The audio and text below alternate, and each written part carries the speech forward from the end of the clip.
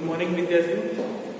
આજે આપણે સ્વાધ્યાયમાં વધારાનો જે સ્વાધ્યાય આવે છે એનો 13મો અને 14મો દાખલો જોવાનો છે. બંને એકબીજા સાથે રિલેટેડ છે.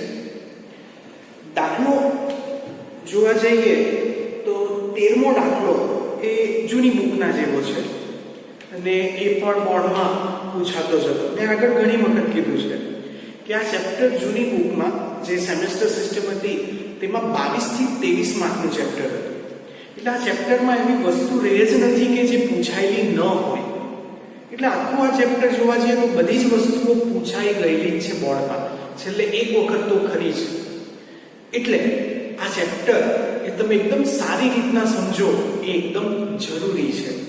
તમે દાખલા બી જોયા હશે, દાખલા મોટા છે પણ બધા એકની એક પેટર્ને થાય છે. થોડું થોડું ઘણું જુદું આવતું હશે પણ પેટર્ન સિસ્ટમ બધાની એક જેવી જ ચાલે છે. બરાબર?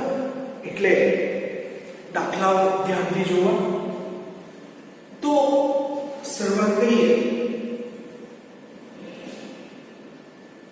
તો 240 વોલ્ટ ને 50 હર્ટ્ઝ એસી સ્ત્રોત છે. એટલે સ્ત્રોતનો વોલ્ટેજ એટલે કે VRMS જેની વેલ્યુ છે 240 વોલ્ટ અને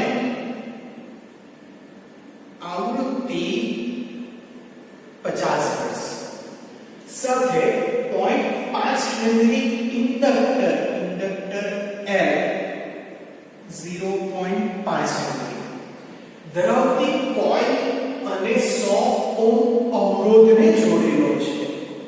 અવરોધ R 100 ઓહ્મ મતલબ કે આ પરિપથ RL પરિપથ છે. અવરોધ અને ઇન્ડક્ટર, કેપેસિટર અહીંયા નથી.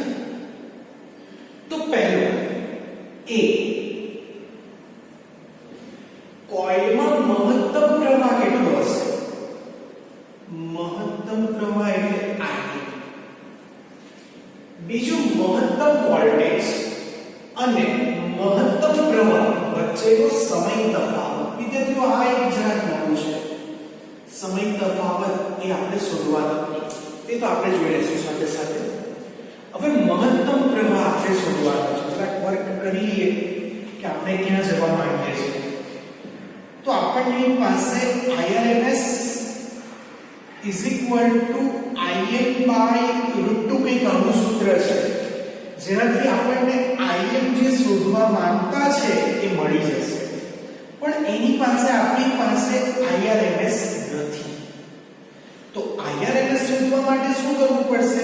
VRMS is equal to IRMS into Z. VRMS તો છે Z શોધવો પડે. Z એટલે ઇમ્પિડન્સ. ઇમ્પિડન્સ નું સૂત્ર શું?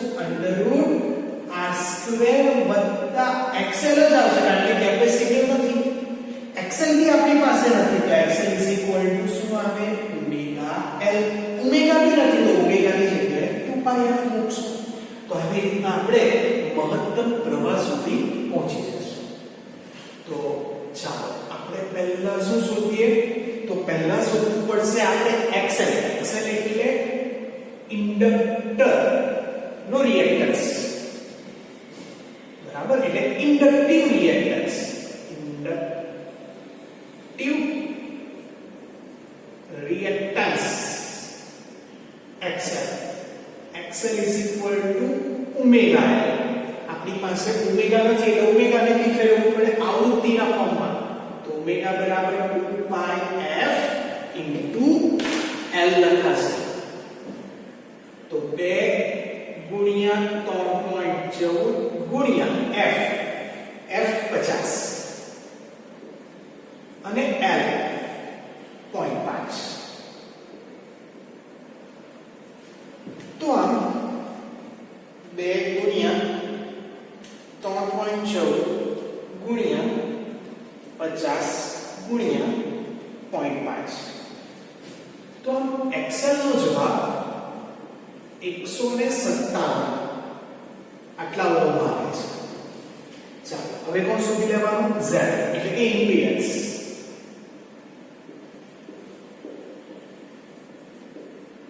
તો તો z is equal to under root r square વત્તા xl નો વર્ગ. ચાલો અવરોધ કેટલો છે 100 નો વર્ગ વત્તા 157 નો વર્ગ. ચાલો 100 નો વર્ગ એટલે બીજા બે મિનિટ એડ કરી દેવાના.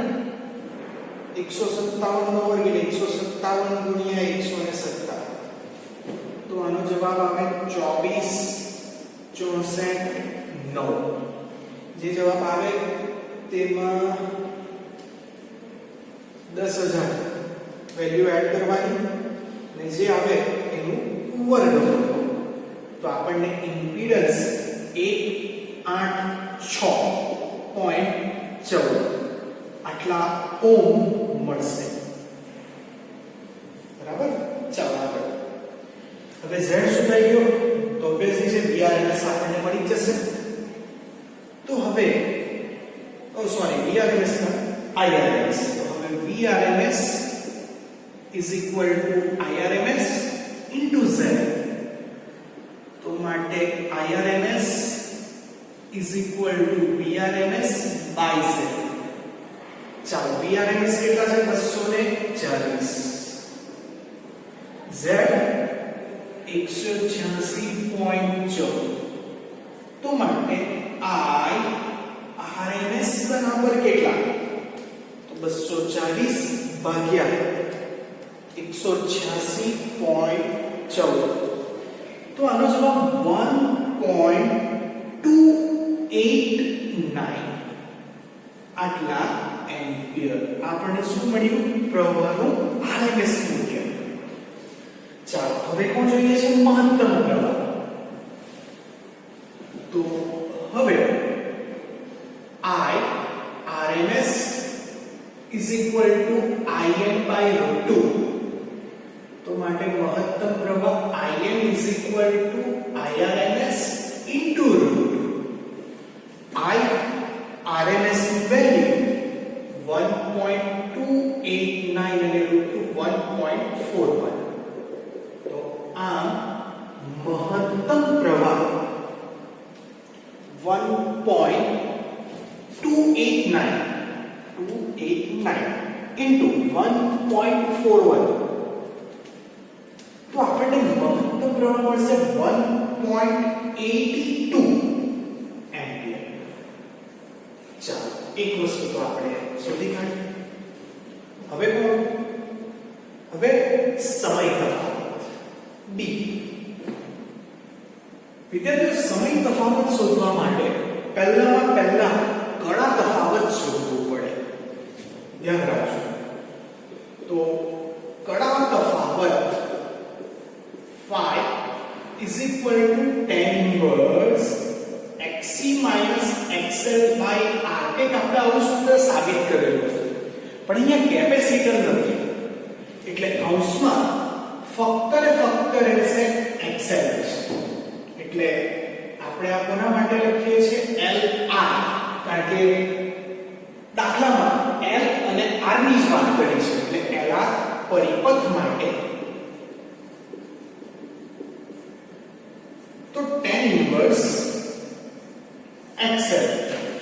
XL કેટલા શોધેલા છે? 157. અવરોધ છે 100. તો આ tan ઇન્વર્સ 1.57. તો હવે તમને નેચરલ ટેન્જન્ટ માં જોતા આવડે છે. નેચરલ ટેન્જન્ટ માં 1.57 જેનો જવાબ 57.5 ડિગ્રી આવશે. પણ ખાસ ધ્યાન રાખજો, આપણને phi નો જવાબ ડિગ્રીમાં નથી રેડિયનમાં જોઈએ છે. તો આપણે ડિગ્રીમાંથી રેડિયનમાં જવું હોય તો 11મા ધોરણથી આપણે ભણતા આવેલા કે આ જે આંકડો છે તે તો મૂકવાનો, પણ ડિગ્રીમાંથી રેડિયનમાં જવા માટે ગુણ્યા પાઈ ના છેદમાં 180. તો આ કન્વર્ટ થઈ જશે રેડિયનમાં. તો માટે phi is equal to 57.5 * 180 ગુણ્યા પાઈ એટલે 3.14 જે જવાબ આવે ભાગ્યા 180. તો આમ જે phi છે એ phi નો જવાબ લગભગ 1.0030 છે એટલે હું અહીંયા phi નો જવાબ 1 રેડિયન લખીશ. ચાલો હવે આપણે જે શોધવાનું છે તે સમય તફાવત. તો હવે આપણે જાણીએ છીએ કે ઓમેગા બરાબર phi ના છેદમાં t. ઓમેગા બરાબર કોણીય સ્થાનાંતર જે રેડિયનમાં ભાગ્યા સમય. આપણે આ સૂત્ર જાણતા જ છે. તો એના ઉપરથી સમય t બરાબર phi ના છેદમાં ઓમેગા લખી શકું.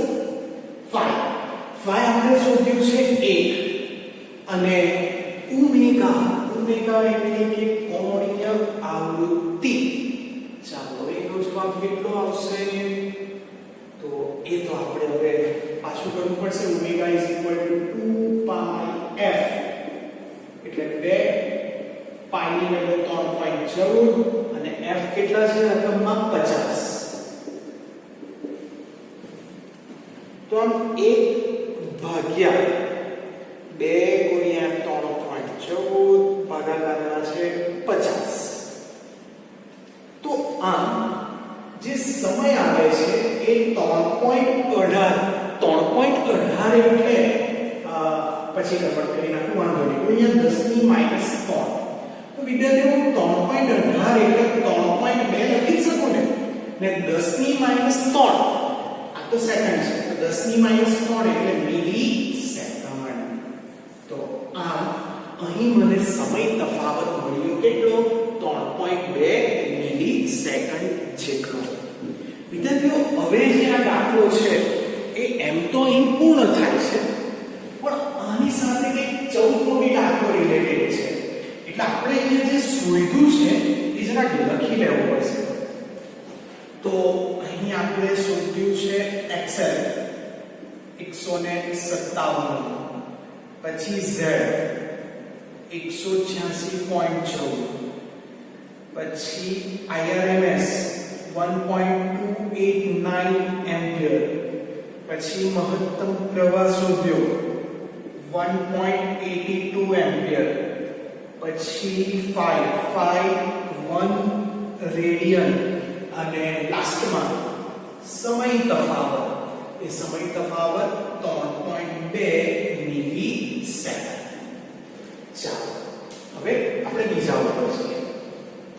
બીજામાં એમ કીધું છે કે સ્વાધ્યાય 7.13 એટલે કે આ દાખલામાં જે પરિપથને ઊંચી આવૃત્તિનો સ્ત્રોત વોલ્ટેજ કેટલો છે? એટલો છે 240 વોલ્ટ અને જે આવૃત્તિ છે એ આવૃત્તિ ખૂબ વધારે પડતી વધારી દીધી છે. જે 50 હતી તેની જગ્યાએ 10 કિલોહર્ટ્ઝ 10 કિલોહર્ટ્ઝ એટલે 10 ગુણ્યા 10 ની 3 ઘાત એટલે હું અહીંયા 10 ની 4 ઘાત લખી શકું. આટલા હર્ટ્ઝ સાથે જોડવામાં આવે તો a અને b ના જવાબ મેળવો. એટલે આના જ a અને b એટલે આપણે આ જ પેટલો દાખલો તો કરવાનો અર્ધે સુધી તો છે. બરાબર. પછી કંઈક આ જે સ્ટેટમેન્ટ છે એ સ્ટેટમેન્ટનું પુરવાર પછી કરશું. એટલે આટલું જે કરવાનું એ તો આપણે કરી લઈએ. ચાલો તો અહીંયા જે ચેન્જ કરવાની જે વેલ્યુ છે તે f કેટલો છે? આવૃત્તિ વધારી 10 ની 4 ઘાત છે એટલે આપણી કઈ જવાબ બદલાશે. તો 2 ગુણ્યા 3.14 ગુણ્યા 0.5. તો અહીં આપણને જે જવાબ મળશે એ 3.14 ઓકે હા અને 10 ની 4 ઘાત આટલા ઓહ્મ. ચાલો તો હવે તો અહીંયા પણ આપણે આ એક વેલ્યુ ચેન્જ કરવી પડશે. અવરોધ તો એઝ ઇટ ઇઝ છે.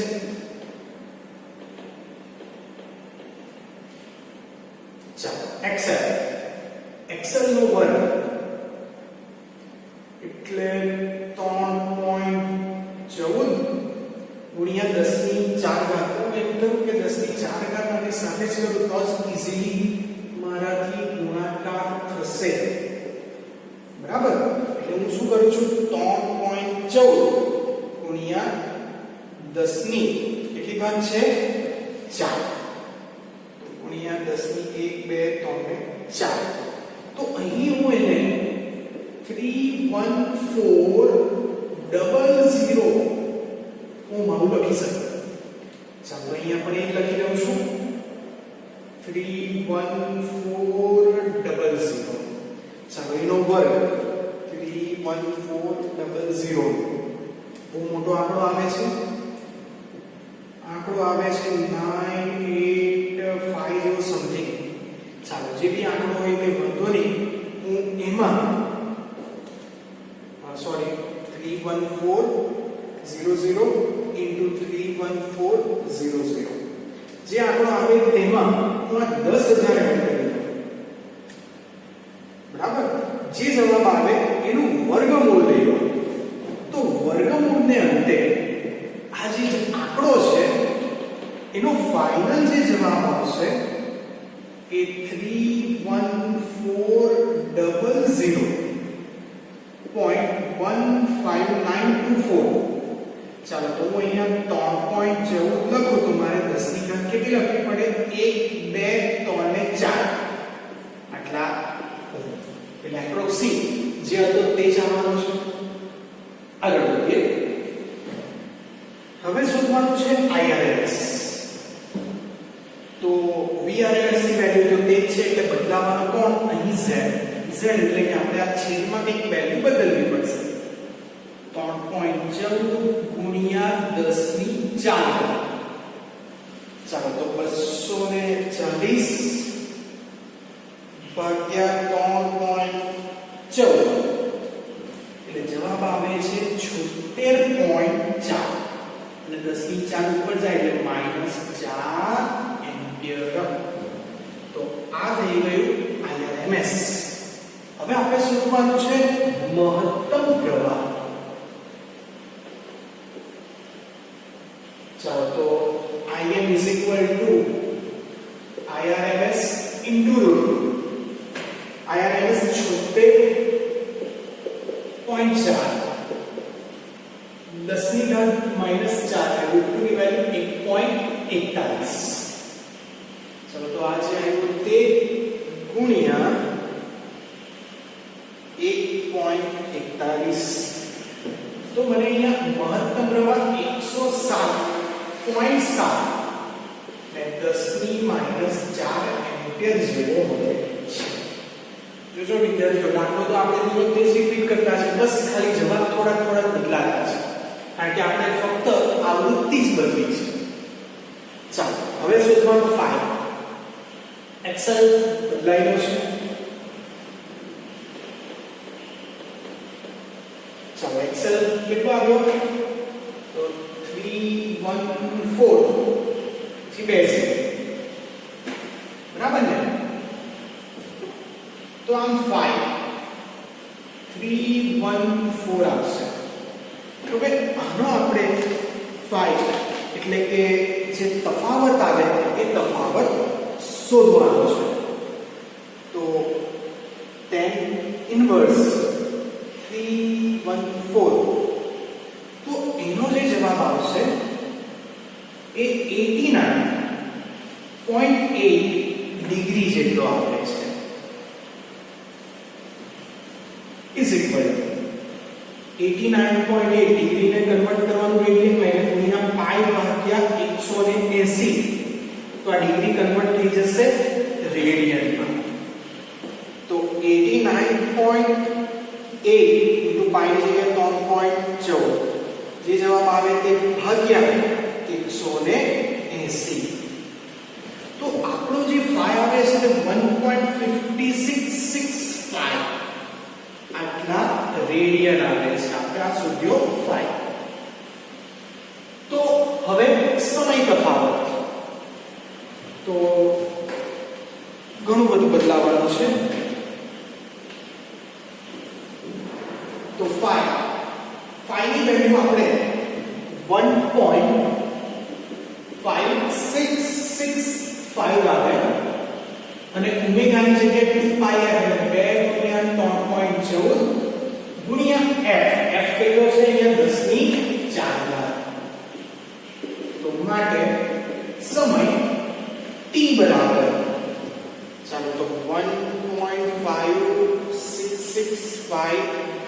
divided by 2 into 3.14.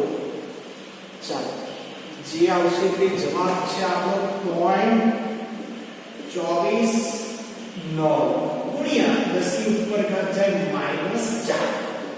તો આમ t બરાબર 2.49 લખું તો 10 ની ઘાત કેટલી લખવી પડશે -5 સેકન્ડ. ચાલો હવે આપણે જવાબ આગળ કરીએ. ખૂબ જ ઊંચી આવૃત્તિએ સ્વાભાવિક છે કે અહીંયા જે આવૃત્તિ હતી તે 50 હર્ટ્ઝ હતી. આવૃત્તિ 10 ની 4 ઘાત જેટલી હર્ટ્ઝ, એટલે આવૃત્તિ ખૂબ જ વધારી નાખી. તો ખૂબ જ ઊંચી આવૃત્તિએ પરિપથમાં રહે ઇન્ડક્ટર ખુલ્લા પરિપથ તરીકે ઓપન સર્કિટની માફક વર્તે છે એ વિધાન સમજાવો. વિધાન સમજાવવાનું છે. જો આવૃત્તિ વધારવામાં આવે, આવૃત્તિ શું કરવામાં આવે? વધારવામાં આવે તો આ પરિપથ ઓપન સર્કિટ તરીકે વર્તે છે. તો ઓલ્ટરનેટિંગ કરંટમાં પહેલા આવૃત્તિ હતી 50, ત્યારે એક્સએલ કેટલો હતો? 157. જ્યારે આવૃત્તિ 10 ની 4 ઘાત કરવામાં આવી તો ત્યારે આપણને એક્સએલ કેટલો મળ્યો? તો 3,31,400. જો આપણે એક્સએલ નું મૂલ્ય અહીં ખૂબ વધારી દીધું છે, માટે ઓલ્ટરનેટિંગ કરંટમાં તે ઓપન સર્કિટ તરીકે વર્તશે. બરાબર? કારણ કે અહીંયા જો પ્રવાહીના જો ખાસ પ્રવાહ દ્વારા આપણને એકદમ સારી રીતના સમજ પડી જાય કે જ્યારે આવૃત્તિ 50 હર્ટ્ઝ હતી તો ત્યારે પ્રવાહ જો 1.28 જેટલો હતો. પણ જ્યારે આપણે આવૃત્તિ વધારી નાખી તો ત્યારે પ્રવાહનું RMS મૂલ્ય જો 10 ની -4 ઘાત એટલે 0.0001 ની સમથિંગ, એટલે એપ્રોક્સી 0 ની નજીક. એટલે કહી શકાય કે જો તમે આવૃત્તિ વધારો તો પ્રવાહનું મૂલ્ય અહીંયા ઘટી જાય છે, ને જો પ્રવાહનું મૂલ્ય ઘટી જાય તો Z વધી જશે. બરાબર? એટલે અહીં આ જે પરિપથ છે એ ઓપન સર્કિટ કન્ડિશનમાં રહેશે. તો તમે અહીંયા આન્સર શું લખશો કે આવૃત્તિ 50 થી વધારી 10 ની 4 એ ઓપન સર્કિટ તરીકે વર્તે છે. અથવા તો તમે એવું પણ લખી શકો કે જ્યારે 50 આવૃત્તિ હતી ત્યારે પ્રવાહ 1.289 એમ્પિયર જેટલો હતો, અને જ્યારે આવૃત્તિ વધારીને 10 ની 4 ઘાત કરવામાં આવી તો ત્યારે પ્રવાહનું મૂલ્ય એ 76.4 ગુણ્યા 10 ની -4 ઘાત થઈ ગયું. એટલે પ્રવાહ ઘટી ગયું. એટલે જેમ જેમ તમે આવૃત્તિ વધારશો તેમ તેમ પ્રવાહનું મૂલ્ય ઘટશે અને અંતે તે ઓપન સર્કિટ તરીકે વર્તશે. ચાલો બીજું રીઝન. ડીસી પરિપથમાં સ્થાયી અવસ્થા આવે પછી ઇન્ડક્ટરની વર્તણૂક કેવી? આ તો ઓલ્ટરનેટિંગ કરંટ હતો એટલે આપણે આવૃત્તિ ચલિત એટલે કે બદલી શકીએ. પણ ડીસી માં તો શું આવે? ડીસી માં તો ફિક્સ કરી દેવાની. જો ડીસી પરિપથમાં સ્થાયી અવસ્થા આવે તો ઇન્ડક્ટિવ રિએક્ટન્સ એટલે કે એક્સએલ નો જવાબ થઈ જશે 0. બરાબર? એટલે પરિપથ શોર્ટ સર્કિટની જેમ વર્તશે. ઓકે, તો આ હતા આપણા સ્વાધ્યાયનો 13મો અને 14મો દાખલો. તો એમ જોવા જઈએ તો સ્વાધ્યાયનો 13મો અને 14મો દાખલો તો સેમ જ કહેવાય. બસ આપણને આ સવાલનો જવાબ ખાલી પૂછેલો છે. બરાબર? તો કંઈ નહીં સમજ પડેલી હોય તો આ દાખલામાં પૂછી લો.